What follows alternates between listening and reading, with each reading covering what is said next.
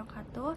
Nama saya Akila Rashida dari 11 MIPA 2, kelompok 5. Nama saya Clarissa Aurora dari absen 14, 11 MIPA 2. Nama saya Balkis, absen 11. Nama saya Doro Kauri Sarasati dari absen 18. Nama saya Nadia Kaunia Agustina dari 11 MIPA 2, absen 28. Nama saya Sekarang Kinanti dari absen 34. Hari ini saya bersama teman-teman saya akan membahas tentang budidaya ikan gurame. Tapi sebelum masuk ke penjelasan tentang budidaya ikan gurame itu sendiri, saya akan memberikan penjelasan tentang pengertian budidaya secara umum. Budidaya menurut Kamus Besar Bahasa Indonesia berarti usaha yang bermanfaat dan memberi hasil, di mana budidaya merupakan pengembangan dan pembiakan yang dapat dibagi menjadi peternakan dan pertanian. Jadi budidaya berfungsi untuk meningkatkan produksi pangan sampai tumbuhan. Hari ini saya akan menjelaskan pengertian dari budidaya ikan. Budidaya ikan adalah salah satu bentuk budidaya perairan yang khusus dalam membudidayakan ikan dalam tangki atau ruang tertutup. Biasanya untuk menghasilkan bahan pangan, ikan hias, dan juga rekreasi yaitu pemancingan. Ikan gurame adalah jenis ikan air tawar yang bersisik dan biasanya dibudidayakan di empang. Memiliki ciri badan yang lebar, pipih, panjang, dagingnya padat, durinya besar-besar, rasanya enak dan gurih.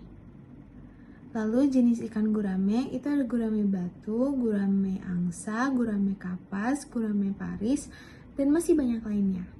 Sekarang saya akan menjelaskan tahapan budidaya ikan gurame. Langkah pertama yaitu menyiapkan kolam ikan gurame. Untuk membuat kolam, kita harus menentukan dulu lokasinya. Pemilihan lokasi yang tepat akan berpengaruh terhadap kualitas tumbuh kembang ikan gurame.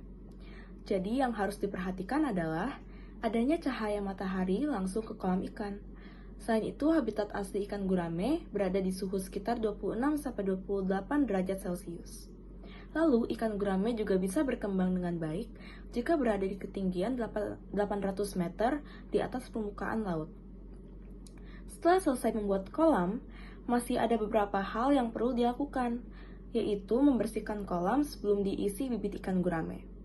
Hal ini bertujuan untuk mencegah adanya penyakit pada ikan.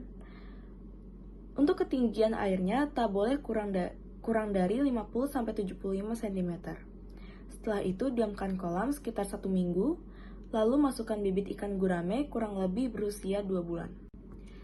Langkah kedua yaitu dengan memilih bibit yang unggul. Bibit menjadi salah satu penentu apakah ikan gurame yang akan dibudidayakan dapat berkembang dengan baik atau tidak.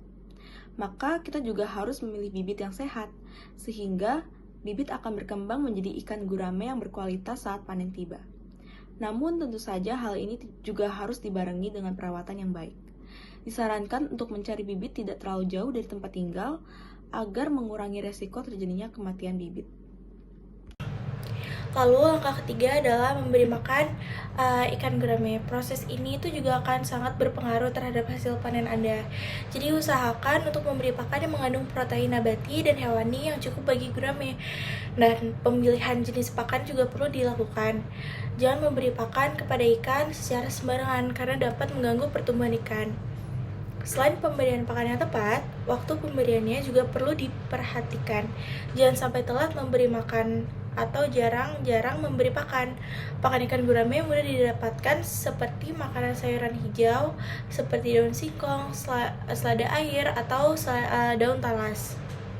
Lalu, langkah keempat adalah memelihara ikan gurame. Setelah selesai membuat kolam dan menyebar bibit, wajib memelihara ikan gurame dengan sungguh-sungguh karena salah satu cara melindungi ikan dari sinar matahari yang berlebihan yaitu dengan meletakkan eceng gondok di permukaan kolam.